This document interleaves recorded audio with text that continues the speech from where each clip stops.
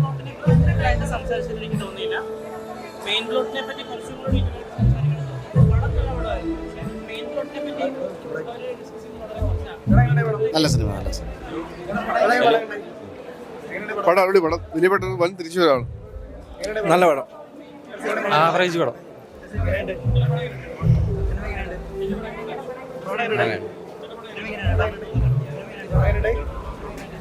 നന്നായിട്ടുണ്ട്, നല്ല പടം.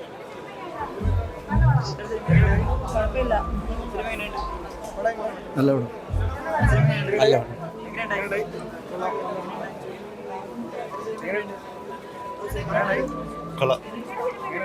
നല്ല പടം. Average based on true events ആണ് ഈ മൂവി. പിന്നെ അത് ലാഗൊന്നുമില്ലായിരുന്നു, കാരണം ഇതൊരു ട്രൂ ബേസ് സ്റ്റോറി ആയതുകൊണ്ട്.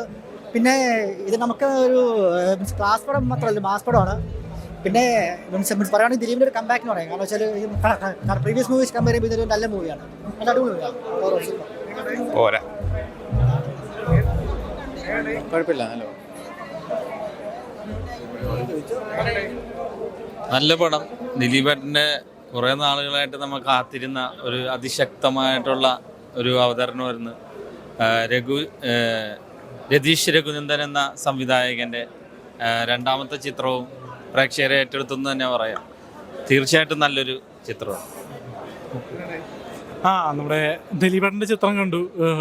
നമ്മുടെ തങ്കമണി ഒരു നാടിൻ്റെ വേദനയും ദുരിതവും അനുഭവിച്ചൊരു കഥ പറഞ്ഞു പോകുന്ന സിനിമയാണ്. 1986 അതേ കഥ ആസ്തമാക്കിയ ജനപ്രിയ നായകൻ്റെ ഒരു ഇതിഹാസ അഭിനയത്തിൻ്റെ മേക്കിംഗ് ആണ്. ഗംഭീര വെയർ സ്റ്റൈലായിട്ടുള്ള ഒരു ആക്ടിംഗ് ആണ് ദിലീപേട്ടൻ ചെയ്തിരിക്കുന്നത്. അപ്പോൾ ഒരു അത്ഭുതകരമായിട്ടുള്ളൊരു പുതുതലമുറയിലെ ഒരു അഭിനയമാണ്. ഗൗരവമായിട്ട് സീരിയസ് ആയിട്ട് ആദ്യം മുതൽ അവസാനം വരെ എൻഗേജിങ് ആയിട്ടും സീറ്റേജ് ആയിട്ടും കാണാൻ പറ്റുന്ന ഒരു ഗംഭീര ത്രില്ലർ മൂവിയാണ്. ദിലീപേട്ടൻ്റെ കരിയർ ബെസ്റ്റ് സിനിമയായിരിക്കും. ഓക്കെ, താങ്ക് അവനെ സഹിക്കാൻ പറ്റില്ല. പടം കൊള്ളാം. സുഖമില്ല, കുഴപ്പമില്ല, കുഴപ്പമില്ലായിരുന്നു, കുഴപ്പമില്ല, കുഴപ്പമില്ല, കൊള്ളാം, കൊള്ളാം, കൊള്ളാം.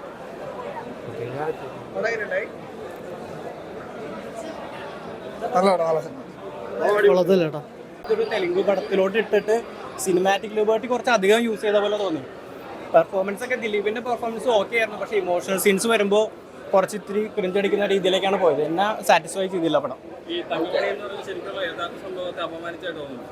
അത്ര നീതി പുലർത്തിയിട്ടില്ല എന്ന് തന്നെ തോന്നുള്ളൂ. കാരണം ഇതിന്റെ ഒരു കുറച്ച് സമയം എടുത്തിട്ടാണ് ഈ ഒരു ഇൻസിഡന്റിലേക്ക് എത്തുന്നത്. എത്തിക്കഴിഞ്ഞാൽ ആ ഇൻസിഡന്റ് തന്നെയാണ് ഫോളോ ചെയ്യുന്നത്, പക്ഷേ അതിന് വേറൊരു രീതിയിലാണ് വ്യാഖ്യാനിച്ചേക്കുന്നത് എനിക്ക് പേഴ്സണലി തോന്നിയത്. അതായത് വളച്ചൊടിക്കാനോ വേറെ താല്പര്യത്തോടു കൂടി എടുത്ത ഒരു പടം പോലെ തോന്നി എനിക്ക് പേഴ്സണലി.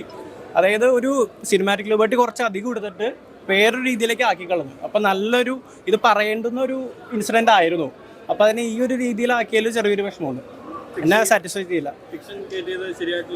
അതെ, ഫിക്ഷനൊക്കെ ആവാം, സിനിമാറ്റിക് ലിബർട്ടിയും ആവാം, അത് ഡയറക്ടറുടെ ഡിസ്ക്രിപ്ഷനാണ്. പക്ഷെ അത് യൂസ് ചെയ്തിരിക്കുന്ന രീതി കുറച്ചധികം ഡിഫറെൻ്റ് ആണ്. ആ ഇൻസിഡൻറ്റിനോട് നീതി പുലർത്തിയിട്ടില്ല. അതാണ് എൻ്റെ ഒരു അഭിപ്രായം. മ്യൂസിക്കും എല്ലാം നല്ലതായിരുന്നു, പക്ഷേ മേക്കപ്പും ഡബ്ബിങ്ങും കുറച്ചധികം എടുത്തു നിന്നു. അതായത് കുറച്ച് മുളച്ച് നിന്ന പോലെ തോന്നി. അതായത് ഒരു ബോളിവുഡ് ആക്ട്രസ് ഉണ്ട് ഇതിനകത്ത്, പ്രണിത എന്ന് പറഞ്ഞിട്ട്. അവരുടെ ഡബ്ബിങ്ങും ആക്ടിങ്ങും അതൊരു ഇത്തിരി ഓവർ ദ ടോപ്പായിരുന്നു. ആക്ടിങ്ങിനെ കുറച്ചധികം മോശമായിട്ടാണ് തോന്നിയത്. വയലൻസ് വർക്കായിട്ടുണ്ട്, പക്ഷേ ഉടൽ എന്ന സിനിമ സംവിധാനം ചെയ്ത ഡയറക്ടറുടെ അടുത്ത് കുറച്ചുകൂടി പ്രതീക്ഷിച്ചു. കാരണം അത് നല്ലൊരു രീതിയിൽ പുള്ളി എക്സ്പെരിമെൻ്റലായിട്ട് ചെയ്തൊരു പടമാണ്. അപ്പോൾ കുറച്ചും കൂടി ബഡ്ജറ്റ് ഉള്ളപ്പോൾ കുറച്ചും കൂടി നന്നായിട്ട് ചെയ്യുമെന്ന് വിചാരിച്ചു, പക്ഷേ സാറ്റിസ്ഫൈ ചെയ്തില്ല. ഡിസപ്പോയിൻറ്റിംഗ് ആയിരുന്നു കുറച്ച്. ദിലീപിൻ്റെ പെർഫോമൻസ് നല്ലതായിരുന്നു, പക്ഷേ ഇമോഷണൽ സീൻസ് വരുമ്പോൾ അത്രയ്ക്ക് അങ്ങോട്ട് വർക്കായില്ല അത്. Okay, thank you. എങ്ങനെയുണ്ടായി തങ്കമണി? ദിലീപേട്ടൻ തങ്കമണി സിനിമയിൽ ജോസ് പെരേര കണ്ടു. തീ പാർന്ന രോമാഞ്ചം അഭിനയം എന്ന് തന്നെ പറയാം. ദിലീപേട്ടൻ ആറാടി പൊളിച്ചു എന്ന് തന്നെ പറയാം. മലയാള സിനിമയിൽ കിരീടം വെക്കാത്ത സിനിമ രാജാവെന്നുണ്ടെങ്കിൽ ദിലീപേട്ടനായിരിക്കും. ഒരു മിമിക്രി എന്ന് പറഞ്ഞ് ദിലീപേട്ടന് പല പല അവാർഡുകൾ തള്ളിയിട്ടുണ്ട്. കുഞ്ഞിക്കൂനൻ, അങ്ങനെ പല പല സിനിമകളിൽ നല്ല രീതിയിൽ അഭിനയിച്ച ഒരാളാണ് ദിലീപേട്ടൻ. അപ്പോൾ വേർസ്റ്റേഡായിട്ടുള്ള അഭിനയം കാണിക്കുന്ന വ്യക്തിയാണ്. മായാമോഹിനി, സൗണ്ട് ബോംബ, വികൃതമായിട്ടുള്ള ശബ്ദത്തിൻ്റെ കൂടെ ഒഴിയാണ് ദിലീപേട്ടൻ. അപ്പോൾ ഇതൊരു വേർസ്റ്റൈലായിട്ടുള്ള ഒരു സിനിമയാണ്. ഉടൽ എന്ന സിനിമയുടെ സംവിധായകൻ രതീഷ് രഘുനന്ദൻ്റെ ഒരു മികച്ച ഡയറക്ഷൻ ഈ സിനിമയ്ക്ക് ഉചിതമാണ്. പിന്നെ ദിലീപേട്ടൻ ഒരു മരണമാസ അഭിനയമാണ്, ഒരു പൊളിറ്റിക്കൽ കറക്ഷൻസ് ഉള്ള സിനിമയാണ്. 1986 അത് അതേപടിയാണ് സ്ക്രീനിൽ കാണിച്ചിരിക്കുന്നത്. കരഞ്ഞുകൊണ്ടാണ് തിയേറ്ററിൽ നിന്ന് ഇറങ്ങാൻ പറ്റിയത്. അപ്പോൾ ഏതൊരു വ്യക്തിക്കും ഭാര്യയും പെങ്ങളും അമ്മയൊക്കെ ഉള്ള ഒരു ധൈര്യമായിട്ട് അച്ഛനമ്മ ഭാര്യമാരുണ്ടോ ധൈര്യം കാണേണ്ട ഒരു പൊളിറ്റിക്കൽ കറക്റ്റുള്ള സിനിമയാണ്. തങ്കമണിയുടെ ഒരു ജീവിത ആസ്വാദനമാണ് സിനിമ ഒരുക്കിയിരിക്കുന്നത്. വ്യത്യസ്തമായിട്ടുള്ള കുറേ പേര് ട്രോളൊക്കെ ചെയ്തു സീരിയലാണെന്നൊക്കെ പറഞ്ഞു ട്രെയിലർ വന്നപ്പോൾ. അതൊക്കെ സീരിയലല്ല, ഇതൊരു സിനിമ തന്നെയാണ്. സിനിമയ്ക്കുള്ളിലെ സിനിമയല്ല, ഒരു ജീവിതം യഥാർത്ഥമാക്കി സിനിമയാക്കി ചെയ്തിരിക്കുകയാണ്. തങ്കമണി ബാന്ദ്രയെക്കാളും കടത്തിവെട്ടി. ബാന്ദ്ര ഒന്നുമല്ല, ബാന്ദ്ര എന്ന സിനിമയുടെ പോയി പണി നോക്കാൻ പറ. ഇതാണ് സിനിമ, ഇത് തന്നെയാണ് സിനിമ. Must watch. ദിലീപേട്ട ജനപ്രിയ നായകൻ്റെ ഒരു ഇതിഹാസ തിരിച്ചുവരവ് തന്നെയായിരിക്കും ഈ തങ്കമണിയിലെ ആബേൽ ജോഷി മാത്രം എന്ന ക്യാരക്ടർ നല്ല രീതിയിൽ തന്നെ കൈകാര്യം ചെയ്യാൻ ഒരു ജനപ്രിയ നായകന് കഴിവുണ്ടെങ്കിൽ പടം വിജയിച്ചിരിക്കും. ആബേൽ ജോഷി മാത്തൻ്റെ ക്യാരക്ടർ നല്ല രീതിയിൽ തന്നെ സ്കെച്ച് ചെയ്തിട്ടുണ്ട്. അപ്പോൾ അതുപോലെ തന്നെയാണ് ദിലീപേട്ടൻ ഇതിനകത്ത് അഭിനയിച്ചിരിക്കുന്നത്.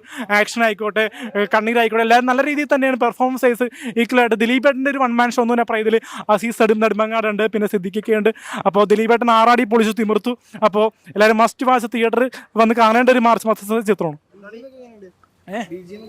ബീജിയം അടിപൊളിയാണ്, രസമായിട്ട് തോന്നുന്നുണ്ട്. ബാന്ദ്ര കടത്തി വെച്ചും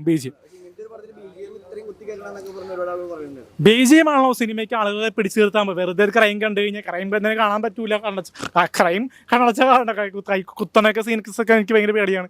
പക്ഷേ എന്നെയും പലരും റിവ്യൂല് കുത്തിക്കൊള്ളാന്നൊക്കെ പറയുന്നുണ്ട്. പക്ഷേ അത് പേടിച്ചിട്ട് പറയണം, പക്ഷേ പറയുന്നുണ്ട്. അപ്പോൾ ഇതൊരു മസ്റ്റ് വാച്ച് തിയേറ്ററിൽ എക്സ്പീരിയൻസ് ഉള്ള സിനിമയാണ്. അത് ദിലീപേട്ടൻ ഈ സിനിമയിൽ മുൻകൊടുത്തുണ്ടാ നിൽക്കുന്നത്. അപ്പോൾ അതുപോലെ തന്നെ ഞാനും മുൻകൊടുത്തു. പിന്നെ ഇന്നലെ എൻ്റെ ബർത്ത്ഡേ ആയിരുന്നു, അപ്പോൾ ഇന്ന് ആഘോഷം ഉണ്ടാവും. തങ്കമണി കുഴപ്പമില്ല, ഒരു റിയൽ ലൈഫ് ഇൻസിഡൻസ് ആണല്ലോ തങ്കമണി. അപ്പോൾ ആ ഒരു എക്സ്പെക്റ്റേഷനാണ് നമ്മൾ തിയേറ്ററിൽ വരുന്നത്. റിയൽ ലൈഫ് ഇൻസിഡൻറ്റിൽ ഭയങ്കരമായിട്ട് ഫോക്കസ് ചെയ്തില്ല എന്ന് എനിക്ക് തോന്നി. കാരണം അത് ഇൻസിഡൻസ് കാണിക്കുന്നുണ്ടല്ലോ, കാണിക്കുന്ന സീനൊക്കെ നമുക്ക് ഇമോഷണൽ ഭയങ്കര കണക്റ്റഡ് ആണ്. പിന്നെ അതിൽ നിന്ന് മാറി പടം റിവെഞ്ചിലോട്ട് പോകുമ്പോൾ റിവെഞ്ച് ഭയങ്കരമായിട്ട് ഫോക്കസിങ് ആയിപ്പോയി. ഇമോഷണലി കണക്റ്റഡ് ആവുമെങ്കിലും നമ്മൾ ആ കണക്ഷൻ നമ്മുടെ ഉള്ളിൽ നിന്ന് പോയിട്ട് പിന്നെ റിവെഞ്ചാണ് പടം ഫോക്കസ് ചെയ്ത് പോകുന്നത്. അപ്പോൾ നമ്മളുടെ ആ ഒരു ഇൻറ്റൻഷൻ അവിടെ നിന്ന് മാറിപ്പോകുമല്ലോ.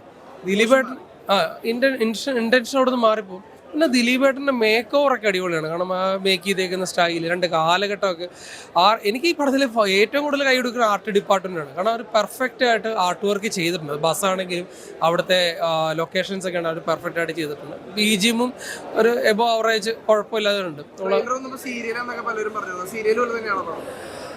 ഇമോഷണൽ വരുമ്പോൾ നമ്മൾക്ക് ആ ഒരു രീതിയിൽ ചിലപ്പോൾ ആൾക്കാർ ചിന്തിച്ചു പോകും, തെറ്റു പറയാൻ പറ്റില്ല. കാരണം എത്ര നേരം നമ്മൾ ആ ഇമോഷണൽ ബാക്കപ്പിൽ തന്നെ തിയേറ്ററിൽ ഇരിക്കും. നമ്മൾ ഏതെങ്കിലും സീനിൽ നമ്മളൊരു ത്രില്ലർ എലമെൻറ്റ്സ് വന്നില്ല എന്നുണ്ടെങ്കിൽ, കാരണം ദിലീപേട്ടന് ഇതിനു മുമ്പുള്ള പടങ്ങളിലും ഈ ഇമോഷണൽ സാധനം ഉണ്ടെങ്കിലും എവിടെ ഫോൾട്ട് എന്നുള്ളത് ആ ഫോൾട്ട് ഇതിലും പല സിറ്റുവേഷണൽ സീനുകളിലും വന്നിട്ടുണ്ട്.